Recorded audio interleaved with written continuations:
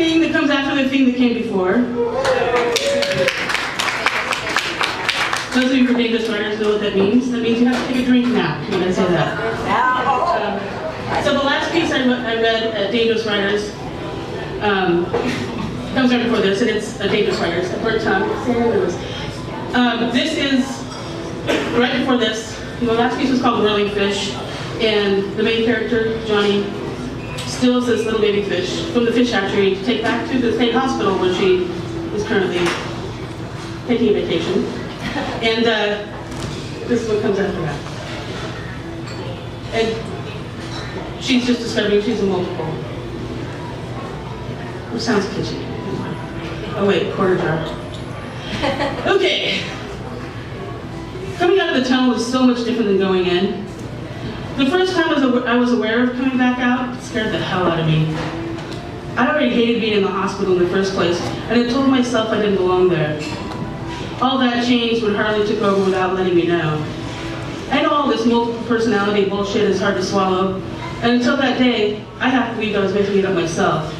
Like I had found a nifty way to avoid difficult situations, and just let this tough persona take over. But I was wrong. Harley took over, and I didn't have a damn thing to say about it. That set up a pretty precarious relationship between me and him.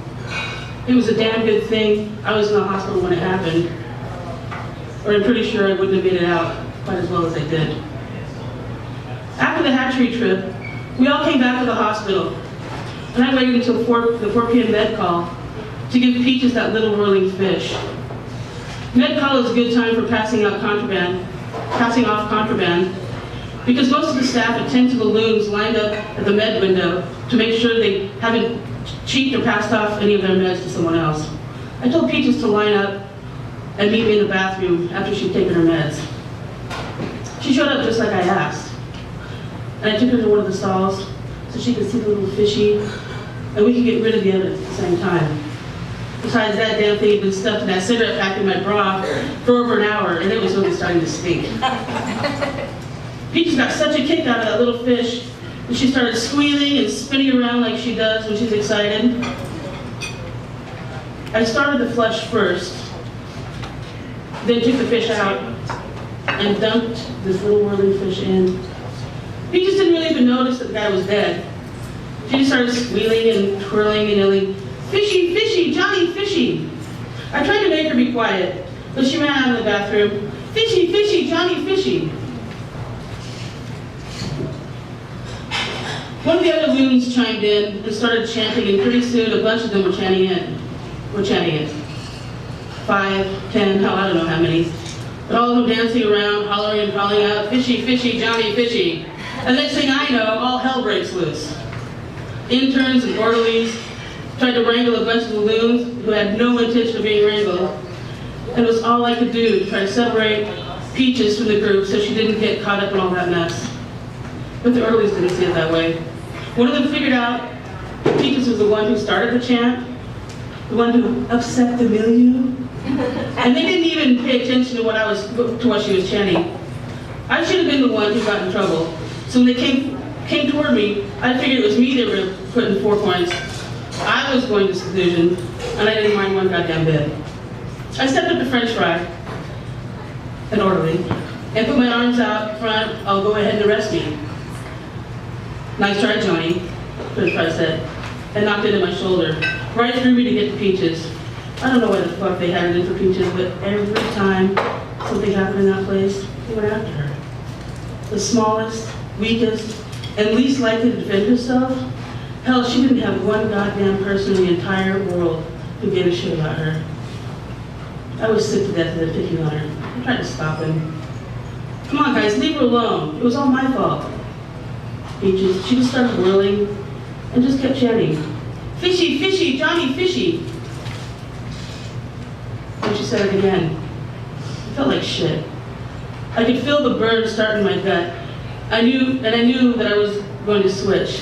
I knew Harley was going to rip the shit out of this place, but everything happened too fast for me to slow it down.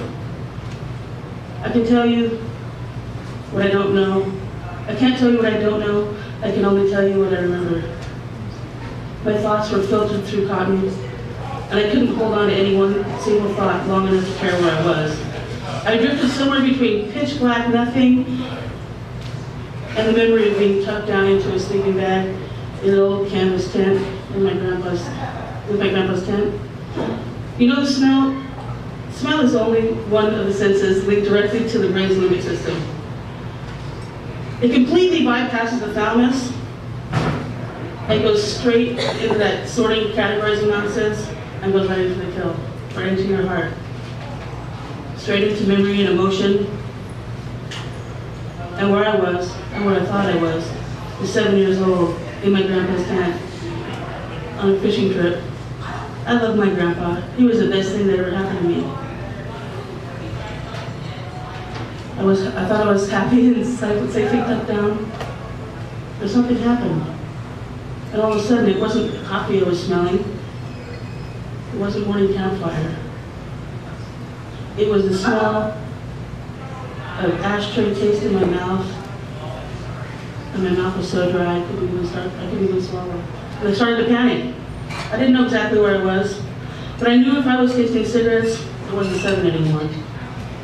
My heart skipped and double beat a few times, and I tried to pull the sleeping bag back up over my head. No sleeping bag, no flannel nightgown, just my Levi's and the smell of canvas strong enough that stayed on my tongue and mixed with ashtray when I opened my mouth to suck in a breath.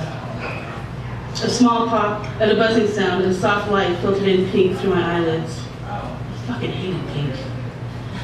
My eyes always swell up like that when I rage cry. I don't remember the rage part, but me not remembering doesn't mean it didn't happen. Puffy-eyed and struggling to focus, I had to stretch my eyebrows up and reach my jawbone down and pry my eyes open.